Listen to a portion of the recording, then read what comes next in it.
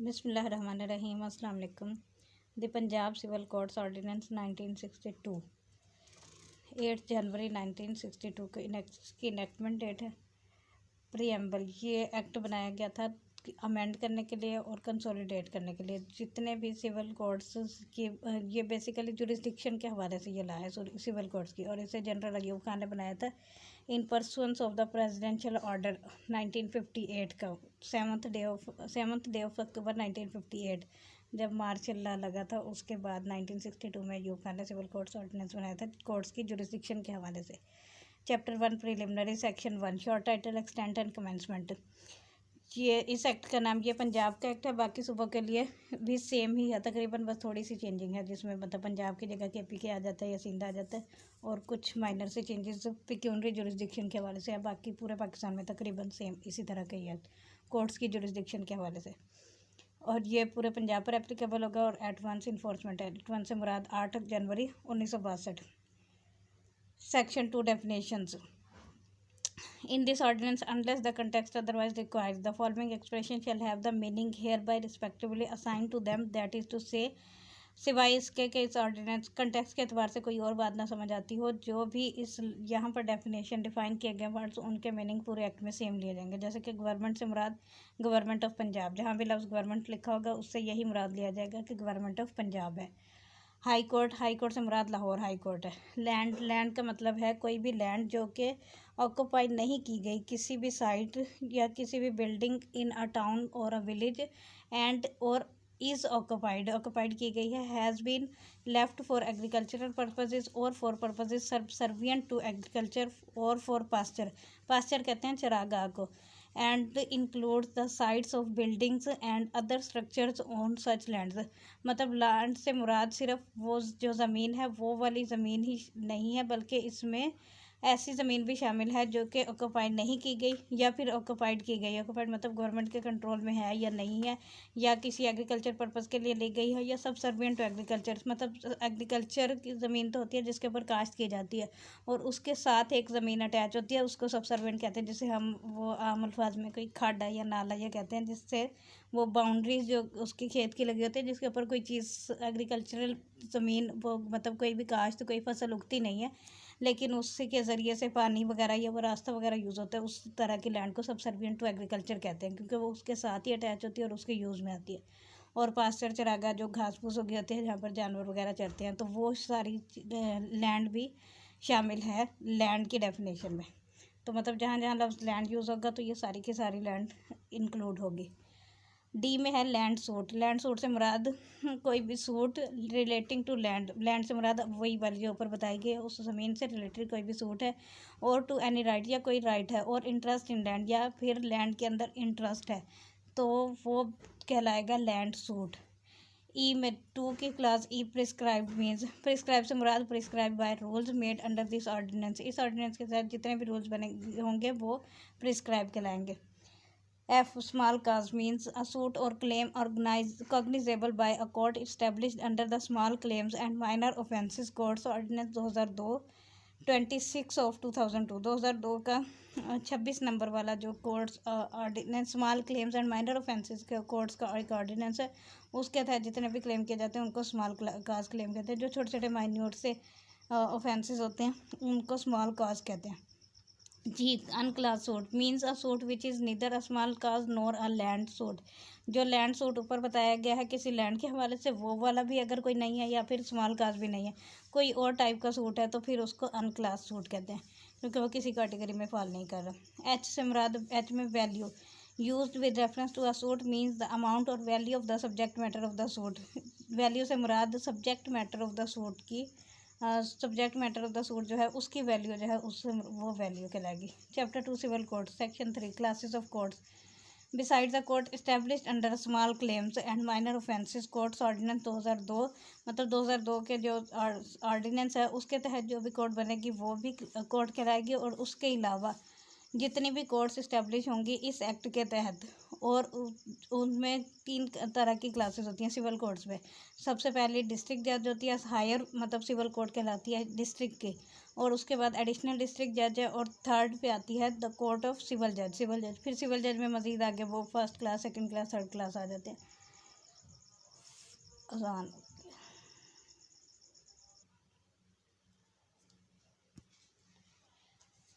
Section 4 Civil Districts. For the purposes of this ordinance, government may by notification divide the province into civil districts.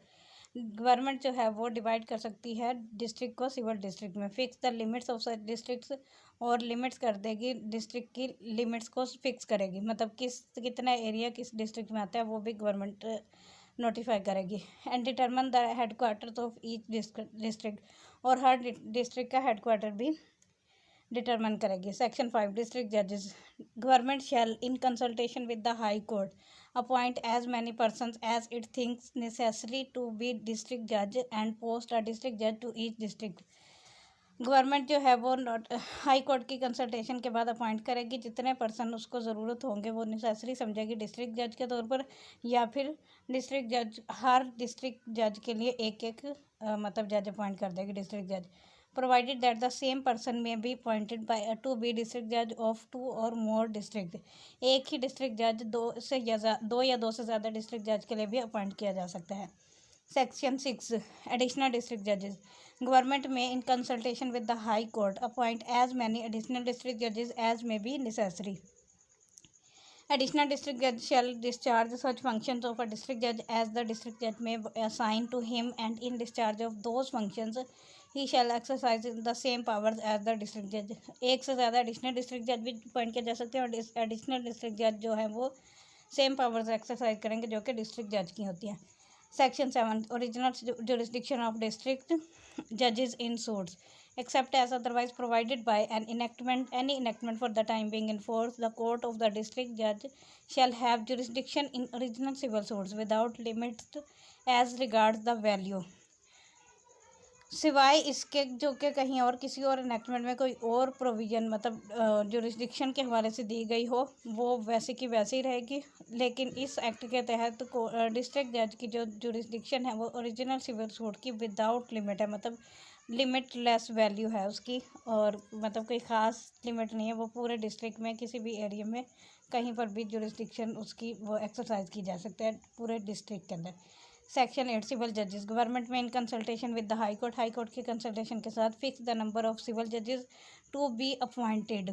कितने number जजेस appoint करने हैं वो high court की consultation के साथ अपॉइंट किए जाएंगे, मतलब सिविल जजेस कितने रिक्वायर्ड हैं। Make rules prescribing qualifications for recruitment of persons as civil जजेस, और सिविल जजेस की क्वालिफिकेशन के मतलब उसको अपॉइंट करने के लिए कितनी क्वालिफिकेशंस होनी चाहिए उसके हवाले से भी रूल्स गवर्नमेंट बनाएगी, लेकिन हाई कोर्ट के कंसल्टेशन के साथ। हाई कोर्ट से मुराद लाहौर हाई कोर्ट है क्योंकि ये पंजाब एक्ट है इसलिए। अपॉइंट एज मैनी सिविल जजेस as may be deemed necessary, जितने भी ज़रूरी होंगे जजेस उतने रूल्स बनाए जाएंगे या उतने जजेस को अपॉइंट किया जाएगा। Section 9 pecuniary limits of jurisdiction of civil जजेस। The jurisdiction to be exercise in original civil suits as regards the value by any person appointed to be a civil judge shall be determined by the high court either by including him in a class or otherwise as it thinks fit. Pecuniary jurisdiction जो है वो high court determine करेंगे कि कौन सी class की कितनी jurisdiction है, वो हाई कोर्ट रूल्स में लिखी होती है। 10 local limits of jurisdiction. The local limits of the jurisdiction of a civil judge shall be such as the high court may define. Local limit जो है वो जुरिस्डिक्शन सिविल जुरिस्डिक्शन की civil जज की है वो कितनी होगी वो हाई कोर्ट डिफाइन करेगी। When the high court post a civil जज to the district, the local limits of a district shall in sub absence of any direction to the contrary be deem to be the local limits of his jurisdiction. जो भी जज किसी भी district में appoint होगा वो उसकी वही की वही लोकल जुरिस्डिक्शन समझी जाएगी, सिवाय इसके कि हाई कोर्ट कोई और कंट्रेरी डायरेक्शन ना दे दे, मतलब वो डिफाइन कर दे कि ये एक से ज़्यादा दो अगर डिस्ट्रिक्ट जज मौजूद हैं तो वो हाफ ऑफ कर दे, तो वो इस तरह की अगर कोई कंट्रेरी बात होगी तो वो समझी जाएगी। अदरवाइज़ जिस डिस्ट्रिक्ट में जो भी जज अपॉइंट होगा वो पूरा का पूरा डिस्ट्रिक्ट उसकी जुरिस्डिक्शन है। सेक्शन 12 एक्सरसाइज बाय सिविल जजेस of jurisdiction of district courts in certain proceedings. Notwithstanding anything contained in the Succession Act 1925, the High Court may, by general or special order, authorize any civil judge to take cognizance of any district judge to transfer to a civil judge under his control or preceding class of the proceeding under this act. Civil district जज के पास ये power होती है कि वो special order या फिर high court जो है वो जनरल या फिर स्पेशल ऑर्डर के तहत किसी भी सिविल जज को ऑथोराइज कर सकती है कि वो कॉग्निजेंस ले ले किसी भी डिस्ट्रिक्ट जज की, या फिर ट्रांसफ़र कर दे किसी सिविल जज को कोई भी प्रोसीडिंग, मतलब एक कोर्ट से दूसरी कोर्ट में प्रोसीडिंग ट्रांसफ़र कर सकती है, एक जज से दूसरे जज के पास केस ट्रांसफ़र कर सकते हैं, या वो खुद भी उस केस को सुन सकती है। ये उसकी पावर्स होती हैं। द डिस्ट्रिक्ट जज may withdraw any such proceedings taken cognizance of by और ट्रांसफर टू अ सिविल जज and may either himself dispose of them. District जज जो है वो खुद भी कॉम्पिटेंट है किसी भी केस को सुनने के लिए, या फिर वो उसको किसी दूसरी कोर्ट के पास ट्रांसफ़र भी कर सकता है। Provided that nothing herein contain shall empower a district judge to withdraw such proceeding as have been specially transferred from his court by high court। सिवाय इसके कि अगर उसको डिस्ट्रिक्ट जज को कोई पावर मिली गई है केस को विड्रा करने की या फिर ट्रांसफ़र करने की हाई कोर्ट के ज़रिए, तो फिर वो कर सकता है। प्रोसीडिंग्स टेकन कॉग्निजेंस ऑफ और बाय और ट्रांसफर टू अ सिविल जज as the case may be under this section shall be disposed of by him subject to the rules applicable to like proceedings when disposed of bye the district जज। Proceeding जो कि जिसके cognizance ली गई है transfer civil जज ने, मतलब जिसके पास वो ट्रांसफ़र किया गया है अंडर दिस सेक्शन, इस सेक्शन के तहत, तो वो उसको डिस्पोज ऑफ करेगा सब्जेक्ट टू रूल, जो भी रूल्स एप्लीकेबल हैं टू प्रोसीडिंग पे, और when dispose of bye the district जज, बिल्कुल वैसे ही जैसे कि अगर डिस्ट्रिक्ट जज उसको खुद मतलब डिस्पोज ऑफ करता, सिविल जज भी सेम उसी तरह ही उसको डिस्पोज ऑफ करेगा, मतलब सेम रूल्स एप्लीकेबल होंगे। Section 13 places of shooting of courts. The high court may fix the place or places at which any court under this ordinance is to be held. The place or places so fixed may be beyond the local limits of the jurisdiction of the court. Jurisdiction से बाहर की भी place वो high court fix कर सकती है कि जो सिटिंग है, मतलब प्लेस ऑफ सिटिंग, जैसे आजकल नहीं, थोड़ा सा पहले मुल्तान में वो हाई कोर्ट जो ने ऑर्डर कर दिया था कि जो सिविल कोर्ट्स हैं वो मुल्तान की तकरीबन जुरिस्डिक्शन से बाहर वो सिटिंग होगी, तो वो उस पर बड़ा रोला डला था, और उसके बाद फिर वो वापस कचहरी इधर ही आ गई थी जहाँ पर है मेन जगह पर। तो वो हाई कोर्ट के पास पावर है, वो कहीं पर भी उसकी सिटिंग को चेंज कर सकती है। Except as may be otherwise provided by any order under this section, a court under this ordinance may be held at any place within the local limits of its jurisdiction. सिवाय इसके कि कोई और sitting की order जारी ना हो जाए, तो तब तक वो कोर्ट जो है वो अपनी जुरिस्डिक्शन के अंदर ही सिटिंग बनाएंगे, वहीं पर ही उसकी जुरिस्डिक्शन एक्सरसाइज की जाएगी। Section 14 control of courts and presiding officers. All civil courts in the areas to which the ordinance this ordinance extend shall be subordinate to the high court and subject to the general superintendence and control of the high court. The district judge shall have control over all civil courts within the local limits of his jurisdiction। District जज का control होगा तमाम के तमाम civil courts पर जो उसकी jurisdiction के अंदर आती हैं। द पोस्टिंग ऑफ सिविल जज shall be made by the high court. High court posting करेगा सिविल जज की, मतलब कौन से जज को किस जुरिस्डिक्शन में भेजना है, तो ये सारी की सारी पावर हाई कोर्ट की होंगी। बाकी जब वो उस डिस्ट्रिक्ट के अंदर सिविल जज आ जाएगा तो फिर वो डिस्ट्रिक्ट जज के कंट्रोल में होता है सारा का सारा सिस्टम सिविल कोर्ट्स का। The powers section 15 power to distribute business notwithstanding anything contained in the code of civil procedure 1908। CPC में जो भी प्रोविजन लिखी गई हैं वो वैसे की वैसी रहेंगी। एवरी डिस्ट्रिक्ट जज may by written order direct the any civil business cognizable by his court and the courts under his control shall be distributed among such courts in such manner as he thinks fit। District जज के पास भी power है कि वो किसी भी return order के जरिए कोग्निजेबल मतलब किसी भी सिविल कोर्ट का बिजनेस जो है वो किसी एक केस को किसी दूसरे केस कोर्ट जज के पास ट्रांसफ़र कर सकता है, या फिर एक जज को दूसरे केसेस में, जैसे आजकल कोर्ट्स बनी हुई है, फैमिली कोर्ट्स अलग है और सिविल कोर्ट्स अलग और क्रिमिनल कोर्ट्स अलग है, और इन तीनों के जजेस अलग अलग होते हैं। हालांकि जब अपॉइंट होते हैं तो वो सिविल जज कम जुडिशियल मजिस्ट्रेट होता है कि वो क्रिमिनल पावर भी एक्सरसाइज कर सकते हैं और सिविल भी और फैमिली भी, और तीनों एक साथ भी कर सकते हैं। तो ये डिस्ट्रिक्ट जज की पावर होती है कि वो कौन से जज को कौन सी पावर देता है। अगर एक जज जो सिविल के केसेस डील कर रहा है तो उसको चेंज करके फैमिली में किया जा सकता है, फैमिली वाले को सिविल में, और सिविल के केसेस उधर इधर से उधर वो मतलब घुमा फिरा सकता है वो डिस्ट्रिक्ट जज की पावर से। अच्छा जी, आगे Section 16. Delegation of powers by district judge. A district judge may, with the previous sanction of a high court, district जज जो है हाई कोर्ट की प्रीवियस सैंक्शन मतलब पहले हाई कोर्ट से वो पूछेगा और फिर वो कर सकता है delegate power in respect of any specified portion of any the district to any civil जज। किसी डिस्ट्रिक्ट का स्पेसिफिक पोर्शन किसी सिविल जज को वो ट्रांसफ़र कर सकता है, डेलीगेट कर सकता है उसकी पावर्स। हीज़ पावर से मुराद डिस्ट्रिक्ट जज की अपनी पावर्स अंडर सेक्शन 14 एंड 15 जो उसकी 14 और 15 के तहत पावर्स है इस ऑर्डिनेंस के तहत। And the power of the district court under section 24 of the Code of Civil Procedure 1908, and such powers may be exercised by such civil judge subject to general control of the district judge। तो वो power जो उसको transfer की गई हैं delegate की गई हैं वो उसको एक्सरसाइज कर सकता है सेम वैसे जैसे कि वो डिस्ट्रिक्ट जज की हैं, लेकिन डिस्ट्रिक्ट जज उन सबको कंट्रोल करेगा। Chapter 2 jurisdiction in civil appeals. Section 17. Appeals from district judges or additional district judges, save as otherwise provided by any enactment of the time for the time being in force. An appeal from a decree or order of a district judge or additional district judge exercising original jurisdiction shall lie to the High Court. Additional district जज और district जज की उनके दोनों के same powers होती हैं, तो इसलिए उनके फैसले के खिलाफ अपील हाई कोर्ट में लाई करेगी।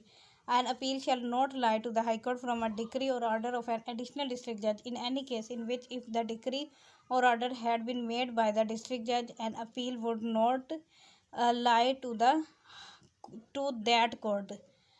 मतलब यह है कि अपील जो है वो हाई कोर्ट में जनरली तो अपील हाई कोर्ट में ही लाई करेगी, लेकिन अपील हाई कोर्ट में नहीं लाई करेगी उस ऑर्डर या डिक्री के खिलाफ जो कि जिस केस में if decree or order had been made by the district जज, अगर वो डिक्री या ऑर्डर उसने हाई कोर्ट ने ही वो दिया है, मतलब अपील के अगेंस्ट अपील नहीं होगी। वो सेकंड अपील तो वैसे ही अब ख़त्म हो चुकी है, लेकिन फर्स्ट अपील जो है वो डिस्ट्रिक्ट जज के पास होगी और डिस्ट्रिक्ट जज के बाद से फिर हाई कोर्ट के पास होती है।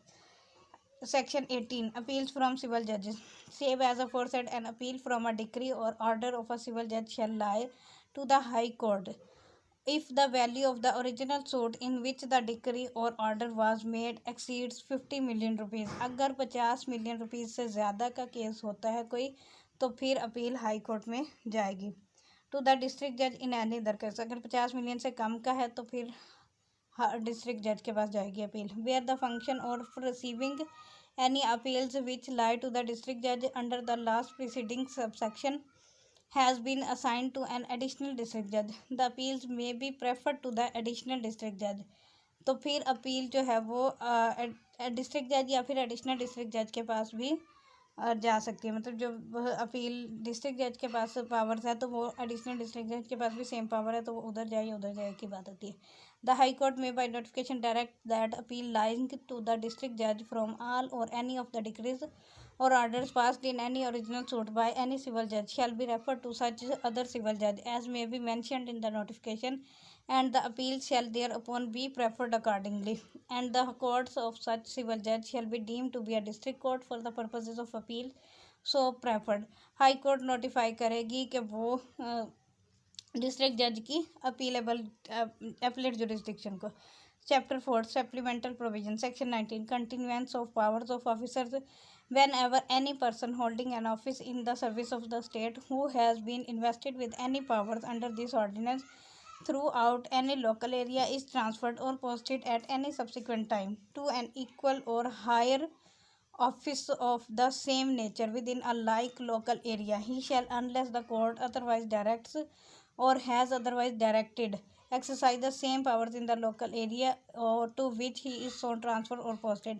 जो भी जज जिस भी एरिया में पोस्टेड होगा तो वो वहीं से ही पावर्स को कंटिन्यू करेगा। मतलब जो केस की प्रोसीडिंग अगर ट्रायल स्टार्ट हुआ हुआ है तो वो भी आगे कंटिन्यू करेगा, अगर ट्रायल अभी कंक्लूड नहीं हुआ तो वो उसका कंक्लूड करवाएगा। जहाँ पर जो प्रोसीडिंग थी वो वहीं से ही उसको कंटिन्यू करेगा और अपनी सारी पावर्स एक्सरसाइज करेगा जब वो ट्रांसफ़र होकर किसी दूसरे एरिया में जाएगा जज कोई भी। Section 20 provisions regarding petition writer. The High Court in consultation with the Board of Revenue. High Court Board of Revenue के consultation के साथ may make rules consistent with this ordinance.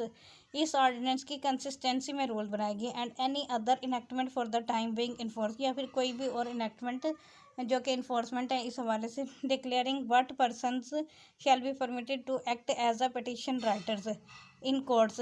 वो डिक्लेयर करेगी कि कौन से लोग जिनको इजाज़त दी जानी चाहिए पिटिशन राइटर्स कोर्ट्स के पिटिशन राइटर्स भी होते हैं जो हाई कोर्ट के पिटिशन्स लिखते हैं. वो सिविल कोर्ट्स में तो नॉर्मली इस तरह के पिटिशन राइटर्स नहीं होते, लेकिन हाई कोर्ट में मोस्टली होते हैं जो पिटिशन राइटर्स, पिटिशन लिखने वाले लोग. Regulating the issue of license to such person, the conduct of business by them, and the scale of fees to be charged by them, and determining the authority by which breaches of such rules shall be investigated and the penalties which may be imposed. मतलब उनके licence के हवाले से, उनकी fees के हवाले से और उनकी पेनल्टीज़ के हवाले से रूल जो है वो हाई कोर्ट बनाएगी, लेकिन बोर्ड ऑफ रेवेन्यू की कंसल्टेशन के साथ. Section 21 temporary vacancy of office of district judge. In the event of death of a district judge or of his being prevented from performing his duties by illness or other cause, the additional district judge. अगर कोई जज जो है वो या तो अपनी duty perform नहीं कर सकता किसी बीमारी की वजह से या फिर किसी और वजह से, तो एडिशनल डिस्ट्रिक्ट जज उसके जगह पर परफॉर्म करेगा इफ़ एनी, और in the absence of additional district जज. और अगर एडिशनल डिस्ट्रिक्ट जज भी नहीं है तो फिर मोस्ट सीनियर सिविल जज जो है वो उस हेड क्वार्टर का जो भी है, मतलब जिस एरिया में है, अगर डिस्ट्रिक्ट जज मौजूद नहीं है किसी भी वजह से तो एडिशनल डिस्ट्रिक्ट जज चार्ज लेगा, और अगर वो भी नहीं है तो फिर मोस्ट सीनियर सिविल जज जो होगा वो अज्यूम किया जाएगा उसकी पावर्स को, मतलब वो जो ऑर्डिनरी पावर्स जिसे कायम मकाम जज कहते हैं, तो वो सारी की सारी वो ड्यूटीज़ परफॉर्म करेगा. लेकिन वो जो उसकी अपनी जुरिस्डिक्शन है, जो उसकी ओरिजिनल ड्यूटीज़ हैं, वो उसके साथ साथ ही वो दूसरे की भी ड्यूटीज़ परफॉर्म करेगा, मतलब ड्यूटी जज जैसे हम कहते हैं, वो सेक्शन 21 के तहत बनता है. Section 22 delegation of powers of the district जज. Any district judge leaving the headquarters and proceeding on duty to any place within his jurisdiction in the event of his absence from the district on leave may delegate to additional district judge, or in the absence of additional district judge to senior most civil judge at the headquarters the powers of performing of any duties enumerated in section 21 that may be emerged, and such officer shall be designated additional district judge or civil judge as the case may be in charge of district. अगर district जज ने छुट्टी लेनी है या किसी वजह से वो कहीं जा रहा है तो वो अपना चार्ज जो है वो किसी एडिशनल डिस्ट्रिक्ट जज को नोटिफाई करके जाएगा कि फलां डिस्ट्रिक्ट जज जो है जो मेरी जगह पर काम करेगा. अगर वो भी नहीं है तो फिर सिविल जज के पास वो सारी पावर्स आएंगे, और जो 21 में सारी पावर्स बताएगी वो सारी एक्सरसाइज करेगा. मतलब ये है कि अपनी ओरिजिनल ड्यूटीज़ के साथ साथ वो एडिशनल की भी पावर्स एक्सरसाइज करेगा. Section 23 temporary vacancy of office of civil judge. In the event of the death, suspension or temporary absence of any civil judge, the district judge may empower any other civil judge of the district to perform the duties of the judge of the vacated civil court, either at the place of such court or of his own court, but in every such case the registrars and records of the two courts shell be kept separately. अगर एक जज मतलब death हो जाती है या किसी वजह से वैकेंसी एब्सेंट होती है तो फिर डिस्ट्रिक्ट जज जो है वो किसी और जज को पावर दे देगा कि वो उसकी ड्यूटीज़ भी परफॉर्म करे, लेकिन दोनों का कोर्ट्स का रिकॉर्ड जो है वो अलग अलग रखा जाएगा. Section 24 civil courts having unlimited jurisdiction regarding value to try suits against the state and its servants in the official capacity. Civil court की जो है वो जुरिस्डिक्शन जो है वो अनलिमिटेड है वैल्यू के हवाले से. No civil court not having jurisdiction in original suit without limit as regards value, and no court of small causes shall receive, entertain or register any suit in which Pakistan or any of its provinces or any public officer as defined in sections class 17 or section 2 of the civil code of civil procedure 1908 in his official capacity is a party. In every such case the plaintiff shall be referred to the court of civil judge having jurisdiction in original suit without limit as regards value, and such suit shall be instituted only in the court of civil judge and shall be heard at the headquarters of the district. Nothing in this section shall be deemed to apply the suit to a suit relating to the affairs of government, railway, or to any suit merely because a public officer is a party thereto in his capacity as a member of local authority and a curator, guardian, manager, a representative or private person or state in virtue of an appointment, delegation, declaration, exercise of power under Order 32 Rule 4 Subclass 4 of Civil Procedure 1908, Section 195 of the Succession Act 1925, Section 69 or 71 of the Lunacy Act 1912, Section 7, 18 or 42 of the Guardians and Wards 1890 और any provision of law and enactment relating to the court of ward. ये सारे के सारे suit जो हैं वो civil courts में file होंगे और उसी की जुरिस्डिक्शन में होंगे, रिगार्डलेस के वो अगर पब्लिक सर्वेंट के अगेंस्ट है या पब्लिक सर्वेंट ने फाइल करने हैं तो। 25 list of holidays subject to the general rules orders as may be made by government. The High Court shall prepare a list of days to be observed in each year as holidays in civil courts. Every such list shall be published in the official gazette. High court जो है वो पूरे साल की holidays की, मतलब अगर मुहर्रम की छुट्टियां तो वो उसको नोटिफाई करेगी, रबी अव्वल की छुट्टी होती है वो तो वो पूरे की पूरी लिस्ट इशू करती है ऑफिशियल गजट में कि पूरे साल में कौन कौन सी छुट्टियां होंगी official holidays. 26 Seal of the court. Every court shall have and use as the occasion may arise a circular seal 2 inches in diameter bearing round its circumference the title of the court in English and Urdu script and in the center a device and impression of a crescent moon with the horns pointed upwards surmounted by a star, and the said seal shall be delivered to and kept in the custody of the presiding officer. हर court की एक seal होगी जिसके ऊपर जो कि गोल shape में होगी और 2 इंच के डायमीटर में होगी, उसके साइडों पर एक इंग्लिश में और उर्दू में कोर्ट का टाइटल लिखा होगा, मतलब जैसे वो सिविल कोर्ट है तो डिस्ट्रिक्ट कोर्ट है वो सारा लिखा होगा उर्दू में भी और इंग्लिश में भी। और उसके दरमियान में एक क्रिसेंट मून, मतलब जब नया चांद होता है उसकी तरह की शक्ल में बनी होगी और उसके साइड पे 2 स्टार बने हुए होंगे दोनों साइडों के ऊपर।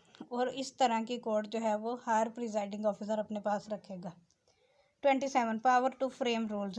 The high court may with the approval of the government frame rules for the purposes of carrying into effect the provision of this ordinance in particular and without prejudice to the generality of foregoing power of the High Court may with the approval of the government frame rules for all and any following purpose। इन मकासद जो दिए गए मकासद हैं इनके ऊपर high court जो है वो rules बनाएगी, लेकिन प्रोविंशियल गवर्नमेंट की अप्रूवल के बाद। वो कौन कौन से मामला हैं? The supervision of all civil courts and their visitation and inspection.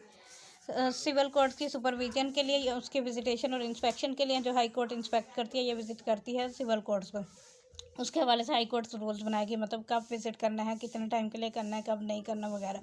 The exercise by the district जज of the general control vested in them over the courts civil courts in their respective districts. District जज के general control का जो कि उसको civil courts के ऊपर हासिल होता है। The places and times for the holding of civil courts के टाइम एंड प्लेसेस के हवाले से, मतलब जो टाइम फिक्स कर देते हैं, सर्दियों में 9 से 4 हो जाता है और गर्मियों में 8 से 3:30 हो जाता है, वो भी हाई कोर्ट डिफाइन करती है कि कब शुरू होना है और कब ख़त्म होना है। The fees to be charge for process issued by civil courts or by any office or of the any such court fees भी हाई कोर्ट ही डिटरमिन करती है। Fees payable in any suit or proceeding in any civil court or by any party in respect of the fees of the pleader of any other party. दूसरी party के pleader के लिए अगर कोई court fees के हवाले से कोई मामला आता है तो वो भी हाई कोर्ट डिटरमिन करती है। The manner in which the proceeding of the civil court shall be kept and recorded. Civil courts की प्रोसीडिंग किस तरह से रखी जाएंगी उस तरह से रिकॉर्ड की जाएंगी। The manner in which the paper books for the hearing of appeals shall be prepared and the granting of copies.